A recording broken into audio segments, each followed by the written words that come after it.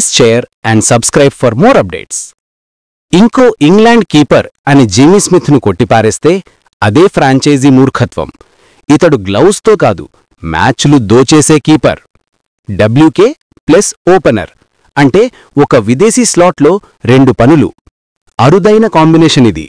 ఐపీఎల్లో దీన్ని మిస్ చేస్తే తప్పు కాదు, నేరం. ఇతడు ఏం చేస్తాడు? స్పష్టంగా పవర్ ప్లేలో నిదానంగా ఆడే టైప్ కాదు. కట్, పుల్, లాఫ్ట్, స్వీప్ అన్నీ ప్యాక్.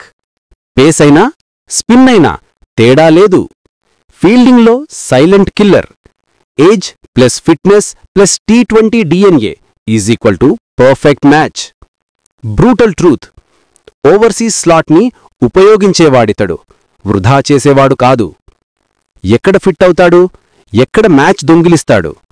కేకేఆర్ కీపర్ ఉన్నాడు కానీ కీపర్ ఉన్నాడా? ఉంది. కానీ గేమ్ రిస్క్ వచ్చినప్పుడు నిలబడడు. రెస్క్యూ ఇన్నింగ్స్ రేర్లీ కనిపిస్తుంది. ప్రెషర్లో క్రంబుల్ అయ్యేవాడు. జిమ్మీ స్మిత్ ఎంట్రీ అయితే పవర్ ప్లేలో Narine chaos X2. Top order fail అయితే వీకే నుంచే లైఫ్ లైన్. ఈడెన్ గార్డెన్స్ ఇతడికి ప్లే గ్రౌండ్. కేకేఆర్ ఇతడినెత్తుకుంటే బ్యాటింగ్ లైనప్ భయంకరంగా మారుతుంది. సిఎస్కే బ్యాకప్ కాదు, భవిష్యత్తు అవసరం. బ్యాకప్ ఓపెనర్ అని అనుకోవడం చిన్న ఆలోచన. సిఎస్కే వాస్తవం. ఒక్క injury system shake, form drop, batting collapse, national duty trouble. Jimmy Smith ఎందుకు సరిపోతాడు? స్పిన్కి యాంటీడోట్. చెన్నై స్లో పిచ్కి ఇతడు కింగ్డమ్.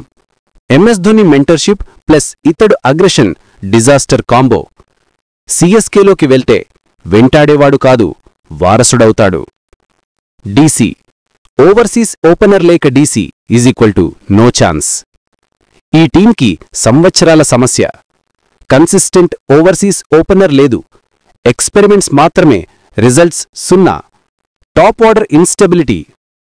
జిమ్మీ స్మిత్ డీసీ సమస్యను ఎలా చంపేస్తాడు? ఇంటెంట్ ఓపెనర్, ఫియర్లెస్ స్టైల్, కోట్ల ఫ్లాట్ డెక్స్ = రన్ ఫ్యాక్టరీ. డీసీకి ఇతడు దొరికితే ప్లే ఆఫ్స్ మాట ఊహ కాదు, లెక్క. పీబీకేఎస్ ఇంగ్లీష్ తర్వాత ఖాళీ కాదు, గోత్రం. ఇక్కడ మాటలు అవసరం లేదు. పీబీకేఎస్ ఇప్పుడు కీపర్ లేదు, ఫినిషర్ లేదు, ఫారిన్ బ్యాట్ లేదు. జిమ్మీ స్మిత్ = పీబీకేఎస్కి life support. WK opener, aggression. Auction day clown నుంచి కంటెండర్గా మారేది ఒక్క ఇతడివల్లే.